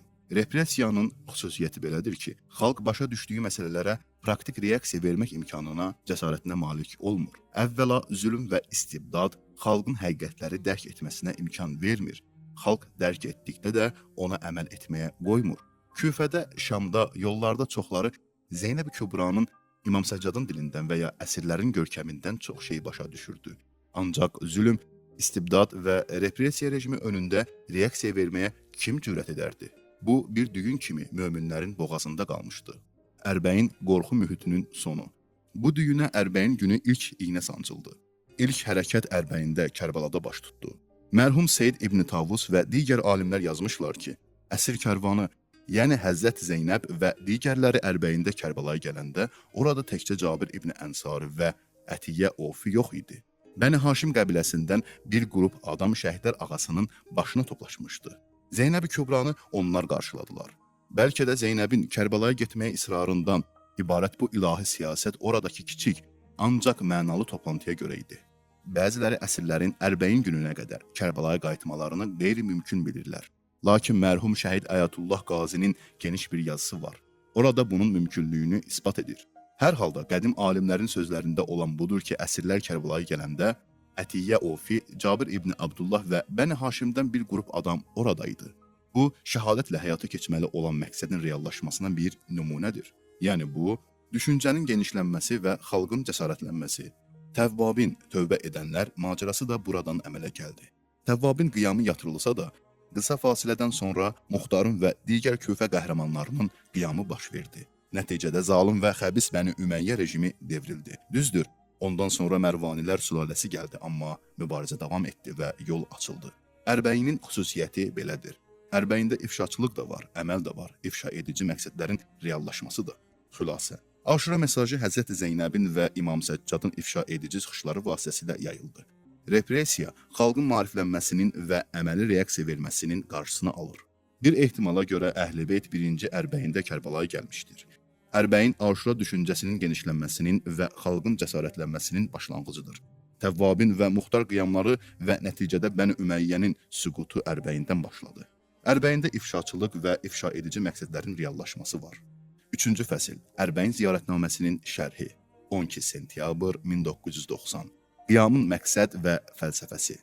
Ərbəyin günündə oxunan İmam Hüseyn ziyarətnaməsində çox dərin məzmunlu bir cümlə var. Bəndələrini cəhalətdən xilas etmək üçün qanını sənin yolunda verdi. Hüseyn İbn Əlinin fədakarlığının fəlsəfəsi bu cümlədə bəyan olunmuşdur. Ziyarətnaməni oxuyanda Allah Taala'ya deyirik ki, sənin bəndən Hüseyn öz qanını hədiyyə etdi ki, xalqı cəhalətdən xilas etsin. Görün bu cümlə nə qədər məzmunlu və mütərəqqidir. Məsələ bundan ibarətdir ki, bəşəriyyət həmişə şeytanların hədəfindədir. Böyük və kiçik şeytanlar öz məqsədlərinə nail olmaqdan ötürü həmişə insanları, xalqları qurban vermişlər. Bunu tarixdə zalim şahların həyatında oxumusunuz. Dünyanın bugünkü vəziyyətini və super güclərin siyasətini də görürsünüz. Bəşər şeytanların hiləsinə hədəfdir.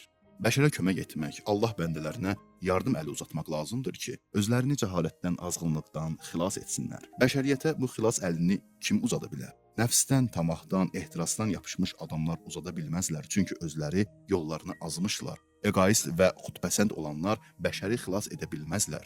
Gərək kimsə peyda olub hamını xilas etsin. Ya da Allahın lütfu ilə iradələri güclənsin və özlərini azad etsinlər. Özündən keçə, ehtirasdan, xudpəsəndlikdən, egoistlikdən, tamahkarlıqdan, paxıllıqdan, xəsislikdən və digər problemlərdən uzaq dura bilən bir adam bəşəriyyət yolunda şam yandıra bilər.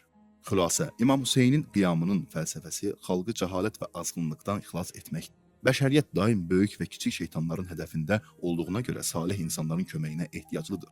Nəfs əsirlərinin azğınlığı onlara bəşəriyyəti xilas etmək imkanı vermir. 14 aprel 2000-ci il Ərbəin ziyarətnaməsinin bir hissəsinin şərhi. İmam Hüseynin Ərbəin ziyarətnaməsində bir cümlə var. Ziyarətnamə və duaların bir çox cümlələri kimi olduqca məzmunlu və diqqətə layiqdir. Bugün Təəssüra günü olduğuna görə birinci xutbədə İmam Hüseyn qiyamına aid həmin cümlə barədə danışacağam. O cümlə budur: qanını sənin yolunda bağışladı. Bu ziyarətnamədir, ancaq ilk hissələri duadır. İnsan Allah Taala'ya deyir ki, Hüseyn İbn Əli öz canını, qanını sənin yolunda verdi ki, bəndələrini cəhalət və azğınlıqdan irəli gələn çaşqınlıqdan xilas etsin. Bu məsələnin bir tərəfi, yəni qiyam edən tərəf Hüseyn İbn Əlidir. Digər tərəf isə bundan sonra bəyan olunur. Deyilir ki, qarşı tərəf dünya həyatına aldanan, maddi dünyanın, dünya gözəlliklərinin, nəfs ehtiraslarının məşğul etdiyi insanlardır. Onlar Allah Taala'nın hər bir insan üçün ayırdığı payı, yəni dünya və axirət xoşbəxtliyini çox dəyərsiz qiymətə satmışlar. Hüseyn hərəkatının xülasəsi budur. Bu ifadələrdən başa düşülür ki, Hüseyn hərəkatı əslində hər ikisi düzgün olan iki baxışla nəzərə alınmalıdır. Bu iki baxış birlikdə hərəkatın əzəmətli cəhətlərini göstərir. Bir baxış Hüseyn İbn Əlinin zahiri hərəkətidir. Zalım, azğın, qəddar və fəsad dolu Yezid rejimi əleyhinə hərəkət. Lakin məsələnin məğzi daha böyük hərəkətdir və ikinci baxış onu göstərir. Bu, insan cəhaləti və xarılığı əleyhinə mübarizədir. İmam Hüseyn Yezidə qarşı mübarizə aparsa da, onun geniş tarixi mübarizəsi qısa ömürlü və dəyərsiz Yezidə qarşı deyil. İnsan cəhalətinə, azğınlığına, zəbunluğuna qarşıdır. İmam Hüseyn bunlara qarşı mübarizə aparır. İmam Hüseyn hərəkatının xülasəsi, başlıq. Əgər İmam Hüseyn hərəkatını bir neçə sətirdə xülasə etmək istəsək, belə deməliyik. Bəşəriyyət zülm, cəhalət və ayrı-seçkilik içində idi. Dünyanın o zamanki böyük dövlətlərində, İran və Romada xalqdan olmayan zadəganlar, məntiqsiz xəncər, cəhalət və fəsad hökm sürürdü. Ərəbistan yarımadası kimi kiçik yerlərdə isə vəziyyət daha pis idi və ümumilikdə cahiliyyət dünyanı bürümüşdü. İslam nurunun parlaması. İslam nuru Allah elçisinin vasitəsilə, ilahi yardımla və xalqın yorulmaz mübarizəsi sayəsində əvvəlcə Ərəbistan yarımadasını işıqlandıra bildi. Sonra tədricən genişləndi və hər yeri əhatə etdi. Peyğəmbər dünyadan köçəndə onun qurduğu dövlət tarix boyu bütün bəşəriyyətə örnək ola bilərdi. Əgər həmin istiqamətdə davam etsəydi, şübhəsiz tarix dəyişilərdi. Yəni əsrlər sonra İmam Mehdinin zuhuru ilə yaranacaq vəziyyət onda yaranardı. Ədalət, paklıq, düzgünlük, bilik və sevgi dolu dünya İmam Mehdinin dövründəki dünyadır. Bəşərin həyatı da oradan başlayacaq. Bu dünyadakı əsl insan həyatı İmam Mehdinin zuhurundan sonraki dönəmə aiddir. Allah bilir ki, bəşər orada hansı zirvələrə yüksələcək. Bu baxımdan Peyğəmbərin qurduğu sistem davam etsəydi, elə o dönəmlərdə tarixin yolu dəyişilərdi. Amma bu, bəzi səbəblərdən baş tutmadı. Peyğəmbər dövlətinin xüsusiyyətləri. Peyğəmbər dövləti zülm deyil, ədalətə dayanırdı. Onda şirkin və düşüncə təfriqəsinin yerinə tövhid və Allah Taala'nın müqəddəs zatına bəndəlik vardı. Cəhalət yerinə elm və biliyə söykənirdi. İnsanların bir-birinə qarşı kin bəsləməsi yox, məhəbbət, dostluq, yoldaşlıq vardı. Yəni zahiri və daxili baxımdan gözəl bir dövlət idi. Bu dövlətdə yetişən insan təqvalı, iffətli, elmli, ayıq, aktiv və enerjili olur. İslam cəmiyyətində irticanın başlanması. 50 il ötəndən sonra isə vəziyyət dəyişdi. İslamın adı qaldı, amma əslində İslam deyildi. Ədalətli hökumət yerinə yenə zalım hökumət iş başına gəldi. Bərabərlik və qardaşlığın yerini ayrı-seçkilik və təbəqələr arası məsafə tutdu. Bilik yox, cəhalət hakim oldu. Bu 50 illik dönəmdə aşağı düşdükcə belə hallara yüzlərlə nümunə tapmaq olar. Tədqiqatçılar bunu araşdırsınlar. İmamət şahlığa çevrildi. İmamətin mahiyyəti şahlıqla ziddiyyət təşkil edir. İmamət mənəvi liderlik, xalqla emosional və etiqadi bağlılıqdır. Şahlıq isə zorla, hiylə ilə, heç bir mənəvi və inanc əlaqəsi olmadan hakimiyyət sürməkdir. Bunlar bir-biri ilə qarşı-qarşıya dayanır. İmamət ümmətin arasında ümmət üçün və yaxşılıq istiqamətində bir hərəkətdir. Şahlıq isə xalqın maraqlarına zidd, xüsusi təbəqələrin xeyrinə olan qüdrətli hökmranlıqdır. Hakim qrupun daha da varlanması və ləzzət alması üçündür. Biz İmam Hüseynin qiyamı zamanı ikincini görürük. Yəni hakimiyyət başına keçmiş Yezidin nə xalqla əlaqəsi vardı, nə elmi, nə təqvası, nə imanı, nə Allah yolunda cihad təcrübəsi, nə zərrə qədər İslam mənəviyyatı, nə mömin davranışı, nə müdrik sözü. Onun heç bir xüsusiyyəti peyğəmbərə bənzəmirdi. İmam Hüseynin qiyamı başlıq. Belə bir şəraitdə peyğəmbərin yerində oturmalı imam olan Hüseyn İbni Əli üçün qiyam imkanı yarandı. Məsələnin zahirinə baxsaq, bu qiyam Yezidin fəsad dolu anti-xalq rejiminə qarşı qiyamdır. Əslində isə İslam dəyərləri, elm, iman və ləyaqət üçün xalqın fəsaddan, xarlıqdan, cəhalətdən xilas olması üçündür. Qiyamın məqsədi başlıq. Mədinədən gedəndə qardaşı Məhəmməd İbni Hənəfiyyəyə, əslində isə bütün tarixi müraciətində bildirdi ki, mən təkəbbürlü, zülümkar və fəsad törədən halda güc naminə qiyam etmirəm. Mənim məqsədim yalnız peyğəmbərin ümmətini islah etməkdir. Mən görürəm ki, peyğəmbər ümmətinin vəziyyəti dəyişmişdir. Yanlış istiqamətə süquta doğru gedir. Bunlara qarşı mübarizə məqsədi ilə qiyam edirəm. Hakimiyyət yoxsa şəhadət. İmam Hüseynin mübarizəsi iki müsbət nəticədən birinə nail olacaqdı. Bir nəticə bu idi ki, Yezid rejiminə qalib gəlib, hakimiyyəti xalqın başından vuranlardan, xalqın taleyini məhv edənlərdən alacaq və düzgün yoluna qaytaracaqdı. Əgər bu baş tutsaydı, əlbəttə tarixin yolu dəyişilərdi. İkinci nəticə bu idi ki, İmam Hüseyn hər hansı səbəbdən siyasi və hərbi qələbəyə nail ola bilməyəcəkdi. Bu zaman artıq dillə deyil, qanla, məzmunluqla, tarixin heç zaman unutmayacağı bir yolla öz sözünü ortaya qoyacaqdı. İmam Hüseyn belə də etdi. İmandan dəm vuranlar İmam Hüseynlə fərqli şəkildə davransaydılar, birincisi baş tutar və İmam Hüseyn dünya və axirət işlərini yoluna qoyardı. Lakin səhlənkarlıq etdilər. Onların niyə və necə səhlənkarlıq etmələri çox geniş mövzudur. Mən bir neçə il öncə aparıcı təbəqə və ümumi kütlə başlığı altında bu barədə danışmışam. Yəni kimlər səhlənkarlıq etdilər, günahkarlar kimlər idi, necə və harada səhlənkarlıq etdilər və s. Hər halda səhlənkarlıq edildi və birinci məqsəd əldə olunmadı. Lakin ikinci məqsədə nail olundu. Bu elə bir şeydir ki, heç bir güc onu İmam Hüseyndən ala bilməzdi. Şəhadətə sarı getmək, özünün və əzizlərinin canından keçmək, düşmənin bütün əzəmətindən böyük olan fədakarlıq göstərmək. İmam Hüseynin günbəgün parlaması.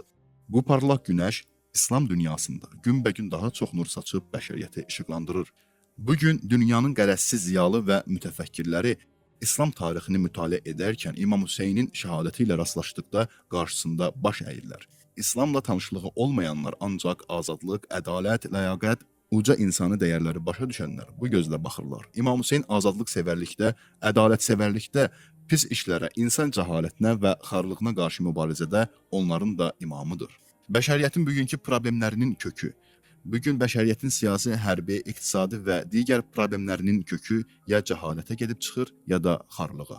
Yəni, ya lazım olanı bilmirlər, ya da bilirlər. Ancaq özlərini ucuz satırlar. Xarlığa, aşağılığa razı olurlar. Hədislərə əsasən İmam Səccad və Əmir əl-Möminin belə buyurmuşlar. Varlığınızın dəyəri yalnız cənnətdir. Onu ucuz satmayın. Yəni, insan özünü cənnətdən əskik bir şey satsa aldanmışdır. Əgər ruhun zabunluğu, aşağılığı bahasına bütün dünyanı da versələr azdır.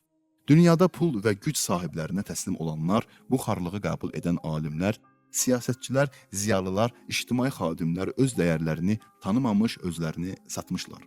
Dünyanın bir çox siyasətçiləri özlərini satmışlar. Ləyaqət və heysiyyət yalnız insanın taxta, vəzifədə oturmasında deyil. Bəzən bir adam şah taxtında oturub təkəbbürlə əmr verir. Ancaq eyni zamanda xardır, başqa bir güc mərkəzinə əsirdir, öz nəfsinə əsirdir. Dünyanın bugünkü siyasi əsirləri əsasən güc mərkəzlərinin əsiridirlər. İmam Hüseyn insanları bu xarlıqdan xilas etmək istəyirdi. Peyğəmbərin təvazökarlığı və baş ucalığı. Peyğəmbər insanların önündə qullar kimi xörək yeyir, qullar kimi otururdu. Zadəganlar kimi yox. Peyğəmbər zadəgan ailədən idi, lakin xalqla rəftarı təvazökarcasına idi. Onlara hörmət edirdi, onların qarşısında lovğalanmırdı. Bir işarəsi, bir baxışı isə o zamanki imperatorların canına lərzə salırdı. İzzət və ucalıq budur. İmamət ilahi baş ucalığını ərmağan edən sistemdir. İmam elm və bilik öyrədir, dostluğu, mehribanlığı yayır, İslamın və müsəlmanların əzəmətini qoruyur. Şahlıq və zalim rejim isə bunun əks tərəfidir. Bugün dünyanın bir çox ölkələrində hakimiyyət başçılarının adı padşah deyil, amma əslində padşahdırlar. Adları sultan deyil, Demokratiyanın zahiri cəhətləri görünür, amma əslində şahlıq var. Xalqla düşmən başları üstündəki gücə qarşı isə zəlil durumdadırlar. Hətta böyük və qüdrətli bir ölkənin siyasi başçıları da öz növbəsində transmilli şirkətlərin, gizli beynəlxalq şəbəkələrin, mafiya mərkəzlərinin və sionistlərin əlindədirlər. Onların ürəkləri istəyən formada danışmağa, mövqe seçməyə məcburdurlar. Şahlıq belədir. Zirvədə xarlıq və zabunluq olduğu da aşağılarda da olacaq. İmam Hüseyn buna qarşı qiyam etdi. Mənəviyyat baş ucalığı və bəndəlik. İmam Hüseynin Mədinədən hərəkət etdiyi gündən Kərbəlada şəhid olduğu günə qədər ki, rəftarında eyni mənəviyyat, baş ucalığı, eyni zamanda Allah qarşısında mütləq təslimçilik və bəndəlik vardı. Bütün mərhələlərdə belə idi. Ona yüzlərlə, bəlkə minlərlə məktub yazıb, biz sənin tərəfdarlarınıq, səni sevirik, Küfədə səni gözləyirik deyəndə qürurlanmadı. Ölüm Adəm övladı üçün gənc qız boynundakı boyunbağıya bənzəyir, deyib ölümdən danışdı. Demədi ki, belə edərik, elə edərik. Düşmənlərini hədələyib, dostlarını küfədə yüksək vəzifələrlə tamaqlandırmadı. Etiqad, bəndəlik və təvazökarlıqla yanaşı olan müsəlman hərəkəti o zaman baş verir ki, hamı əllərini ona sarı uzadıb hörmət bildirir. Kərbəlada 100 nəfərdən az bir qrupun 30 min quldur tərəfində mühasirəyə alındığı, özünün və əzizlərinin təhdid olunduğu, qadınların və ailəsinin əsirliklə hədələndiyi gündə bu Allah adamında, Allah bəndəsində, İslamın bu əziz şəxsiyyətində zərrə qədər də təşviş müşahidə olunmadı. Kitablarda təkrar-təkrar yazıldığına əsasən Aşura gününün hadisələrini nəql edən rəvayətçi deyir. And olsun Allaha ki, məqsur görmədim. Məqsur başına qəm-qüssə əlinən, uşağı ölən, dostları məhv olan, sərvəti əlindən çıxan və bütün bəlalara düçar olan şəxsdir. Rəvayətçi deyir ki, mən 4 tərəfdən müsibət içərisində olan heç kəsi Hüseyn İbni Əli kimi möhkəm görmədim. İnsan döyüş meydanlarında, ictimai və siyasi işlərdə müxtəlif adamlarla rastlaşır. Bəzi şəxslər müxtəlif qəmlərə düçar olmuşlar. Rəvayətçi deyir ki, belə bir halda və bütün bu müsibətlərdə olan heç kimi Hüseyn İbni Əli qədər şad, qərarlı, əzmkar iradəli və Allaha təvəkkül edən görmədim. Bu sözü gedən ilahi izzətdir. Bu cəryanı İmam Hüseyn tarixdə yaratdı və bəşər anladı ki, belə bir hökumət və cəmiyyət üçün mübarizə aparmalıdır. Elə bir cəmiyyət ki, onda insan aşağılığı, əsarət və ayrı seçkilik olmasın. Hamı belə bir cəmiyyət üçün çalışmalıdır. Aşura mesajını yaşatmaq. Əgər İmam Hüseynin sözünü yaşadırıqsa, adını uca tuturuqsa, əgər bu hərəkatı tarixdə böyük insani hadisə adlandırır və dəyərləndiririksə, ondan ötürüdür ki, bu hadisə bizə hərəkət edib irəliləməkdə, İmam Hüseynin yolu ilə getməkdə və o məqsədlərə çatmaqda kömək edəcək. İran xalqı inşallah buna nail olacaq. İmam Hüseynin adını Allah uca tutmuş Kərbəla hadisəsini tarixdə yaşatmışdır. Biz uca tuturuq cümləsinin mənası bu deyil ki, bunu biz edirik. Xeyr, bu hadisə dünyanın müxtəlif amillərinin zəiflədib məhv edə biləcəyi qədər əzəmətlidir. Ailəsinin İmam Hüseynlə getməsinin fəlsəfəsi. Bugün Tasua, sabah isə Aşura günüdür. Aşura günü həmin əzəmətli və böyük hadisənin zirvəsidir. Hüseyn İbni Əli Kərbəlaya müharibə dəmdəstgahı ilə getməmişdi. Döyüşə getmək istəyənə əskər lazımdır. Lakin İmam Hüseyn öz ailəsini, övladlarını aparmışdı. Bu o deməkdir ki, burada tarix boyu insanların duyğularına xitab edəcək və işin əzəmətini göstərəcək bir hadisə baş verməlidir. İmam Hüseyn bilir ki, düşmən alçaq və rəzildir. Görür ki, onunla döyüşə gələnlər dəyərsiz bir mükafat qarşılığında belə böyük cinayətə razı olan küfə quldurlarıdır. O, ailəsinin, övladının başına nə gələcəyini bilir, lakin eyni zamanda təslim olmur, yolundan dönmür, öz mövqeyində israrla dayanır. Bəllidir ki, bu yol çox mühüm, bu iş çox böyükdür. Xülasə, Aşura qarşı durmasında 2 cəbhə vardı. 1. Haqq cəbhəsi, yəni bəndələri cəhalətdən xilas etmək üçün ayağa qalxmış tərəf. 2. Dünya həyatına aldanan və özünü ucuz satan batıl cəbhə. Hüseyn hərəkatının zahiri zalim Yezid rejimi əleyhinə, məğzi isə tarix boyu insan cəhalətinə, xarlığına qarşı böyük mübarizədir. Hüseyn hərəkatının xülasəsi aşağıdakılardan ibarətdir. 1. İslam dinindən öncə bəşəriyyət zülm, cəhalət və ayrı seçkilik içində idi. 2. Həzrəti Məhəmmədin peyğəmbərliyi ilə İslam nuru əvvəlcə Ərəbistan yarımadasını işıqlandırdı, sonra tədricən ətrafa yayıldı. 3. Peyğəmbər dünyadan köçəndə tövhid, ədalət, elm və sevgi təməlləri üzərində qurulmuş bir hökumət vardı. Tarix boyu bütün bəşəriyyətə örnək ola bilərdi. 4. 50 il ərzində irtica yarandı. İslamın adı qaldı, əslində isə yenə cahiliyyət hakim oldu. 5. Peyğəmbərin həqiqi canişini İslam cəmiyyətinin islahı naminə qiyam etdi. Bu qiyam zahirdə zalım Yezid rejimi əleyhinə, əslində isə İslam dəyərləri üçün, tarix boyu xalqları fəsaddan, cəhalətdən və xarlıqdan xilas etmək üçün həyata keçdi. Qiyamın məqsədi Peyğəmbər cəmiyyətində yaranmış irticaya qarşı mübarizə idi. Məzlumluq və şəhadət tarixin unutmayacağı bir dildir. İmamın ideallarını daim yaşayacaq bir cəryan kimi ortaya qoyur. Aparıcı şəxslərin və onların ardınca ümumi kütlənin passivliyi imamın zahiri məğlubiyyətinə səbəb oldu. Aşura bəhslərində aparıcı təbəqə və ümumi kütlə mövzusu buna görədir ki, kimlər necə və nə üçün səhlənkarlıq etdilər. Şəhadətin böyüklüyü düşmənin zahiri əzəmətini məhv etməsindədir. İmam Hüseyn dinindən asılı olmayaraq bütün azadlıq sevər və ədalət sevərlərin imamıdır. İmam Hüseyn bəşəriyyəti cəhalət və xarlıqdan xilas etmək və insanları başa salmaq istəyirdi ki, onların dəyəri yalnız cənnətdir. Peyğəmbərin xalqla davranışı təvazökarcasına, dövrün imperatorları ilə isə qüdrətli idi. Şahlıq və zalım rejim imamətin ziddidir. Bugünkü bəzi hökumətlərin, siyasətçilərin davranışı xalq qarşısında təkəbbürlü, böyük güclər qarşısında isə rəzilcəsinədir. İmam Hüseyn məktubların çoxluğuna qürrlənmədi. İmam Hüseyn misilsiz Kərbəla qürbətində zərrə qədər də təşvişə düşmədi. İmam Hüseyn Aşuranın qəm qüssəsi içində ilahi izzətlə aşırdı. İmam Hüseyn tarixin mübarizə simvoludur. Aşuranın xatirəsi cəmiyyətin hidayətinə səbəb olur. Kərbəlada tarix boyu insanların duyğularına xitab edəcək hadisə baş verməli idi.